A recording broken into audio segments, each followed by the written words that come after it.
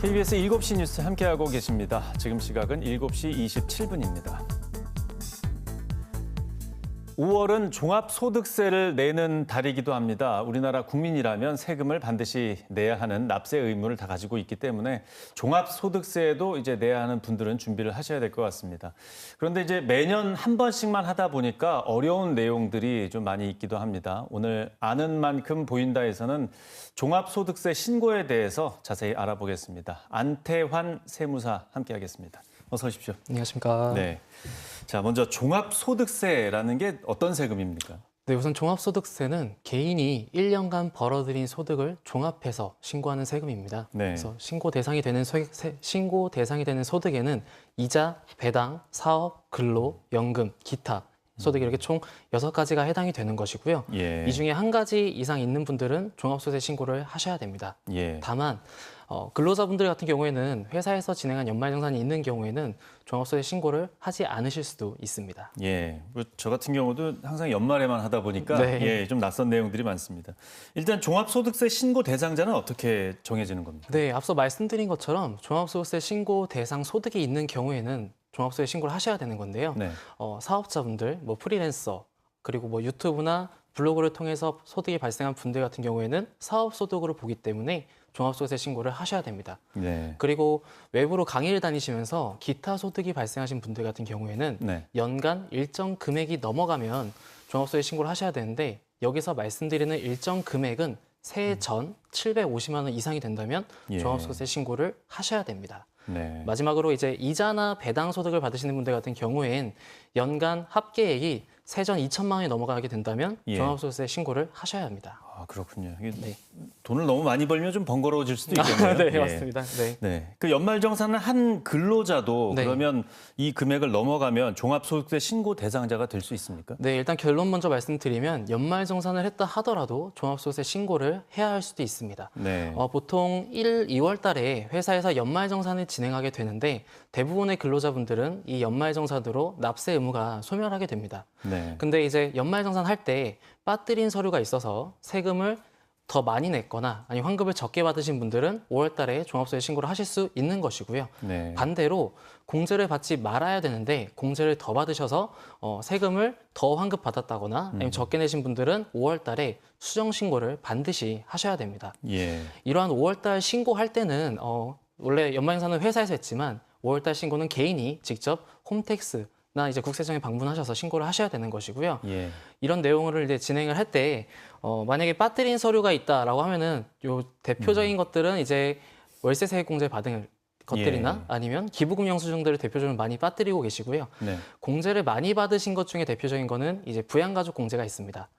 예를 들어 본인과 배우자가 모두 일을 하는데 자녀가 있다고 하면은 그 자녀는 본인 또는 배우자 한 명한테만 속해서 공제를 받아야 하는 거거든요. 네. 근데 이제 만약에 이거를 중복으로 받았다면 이건 중복 공제이기 때문에 연말정산을 다시 수정 신고하실 필요가 있습니다. 예.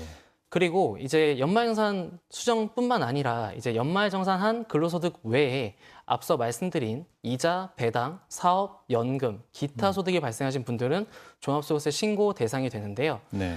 이 신고를 할 때는 반드시 합산해서 신고를 하시게 되어 있습니다. 이게 예. 무슨 의미냐라는 걸 이제 말씀을 드리면 일단 연말정산을 한 근로소득 외에 프리랜서로 활동하면서 사업소득이 발생한 분을 예로 들어보면 네.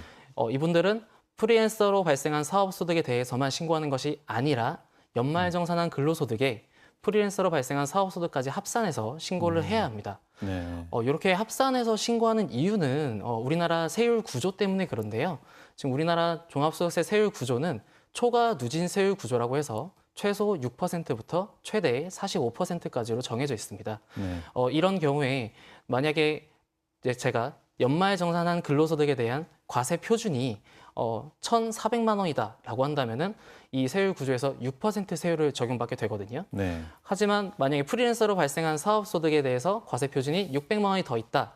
그럼 이분은 1,400만 원에 600만 원까지 더했으니까 총 2천만 원의 과세 표준이 되는 거죠. 예. 이 부분은 6% 세율을 적용받는 것이 아니라 15%의 세율을 적용받게 됩니다. 예. 이렇듯 세율이 달라지기 때문에 종합소득세 신고하실 때 연말정산한 근로소득이 있다 하더라도 그거를 반드시 합산해서 신고하셔야 합니다. 그러니까 결국은 이렇게 소득이 생기면 이제 2번 해야 되는 것이군요. 그렇죠. 1년에. 네, 맞습니다. 예. 네네. 그 소득세, 종합소득세 신고할 때 보면 간편장부 대상자가 있고 네. 또 복식 부기 의무자로 나뉘지 않습니까? 네, 이게 맞습니다. 어떤 차이가 있습니까? 일단은 제가 처음에 이렇게 말씀을 드리면 좋을 것 같아요. 개개인마다 벌어들이는 수입이 다르기 때문에 개개인마다 신고하는 유형이 다른 겁니다. 대표적으로 크게 봤을 때 말씀하신 것처럼 간편장부 대상자가 있고 복식부기장부 의무자가 있는 건데요. 이 둘의 가장 큰 차이는 대차대조표와 손익계산서를 작성해서 신고를 해야 하느냐 아니냐로 나뉘게 됩니다. 복식부기장부 의무자 같은 경우에는 대차대조표와 손익계산서를 반드시 작성해서 신고를 하셔야 하는 건데 네. 간편장부 대상자분들은 국세청에서 제공하는 간편장부, 말 그대로 간단하게 장부를 작성해서 신고를 하실 수 있어서 네. 차이가 이렇게 나뉘는 거고요. 본인이 어떤 유형으로 신고를 해야 되는지는 홈택스나 아니면 국세청에 들어가시면 종합소득세 신고 안내문을 통해서 내가 어떤 유형으로 신고해야 되는지 확인할 수가 있습니다. 예, 아마 이건 개인이 다 잘 아실 거라고 네, 생각이 그렇습니다. 듭니다. 예. 네. 이 종합소득세 신고 방법하고 기간은 어떻게 됩니까? 네, 종합소득세 신고는 뭐 개인이 직접 홈택스나 아니면 세무서에 방문하셔서 신고하실 수도 있고요. 아니면 세무대리인을 통해서 신고를 하실 수 있습니다. 종합소득세는 많은 국민분들이 아시는 것처럼 매년 5월 1일부터 5월 31일까지가 신고 납부 기한입니다. 그렇기 때문에 간혹 신고만 5월 말일까지 하시고 납부를 안 하시는 분들이 계시는데 예. 납부도 꼭 5월 말일까지 하셔야 되고 네. 일부 개인분들은 수익 금액이 많으신 분들 같은 경우에는 신고 안내문에 성실 신고 대상자로 나오는 분들이 계세요. 이제 네. 이런 분들 같은 경우엔 5월 1일부터 6월 30일까지 종합소득세 신고와 납부를 하실 수 있습니다. 예. 또 제일 중요한 부분이 뭐 절세라고도 하죠. 네. 정확히 세금을 내야 되는데 네. 그 방법도 같이 알려주시죠. 맞아. 아무래도 정말 많은 분들이 궁금해하실 것 같아요. 세금을 내가 탈세는 안 내고 절세 적게 내고 싶은 건데 이 절세의 가장 중요한 거는 내가 쓴 비용이 쓴 돈이 내 이 사업과 어느 정도 연관이 있느냐가 가장 중요하다고 볼 수 있을 거고요. 네. 그리고 앞서 말씀드린 것처럼 부양가족 공제 같은 경우에도 잘 챙겨서 본인이 받을 수 있는 것들은 받으셔야 될 것 같습니다. 네. 그리고 이제 일정 조건을 충족하게 된다면 각종 세액 공제와 세액 감면 혜택을 받으실 수 있는데요.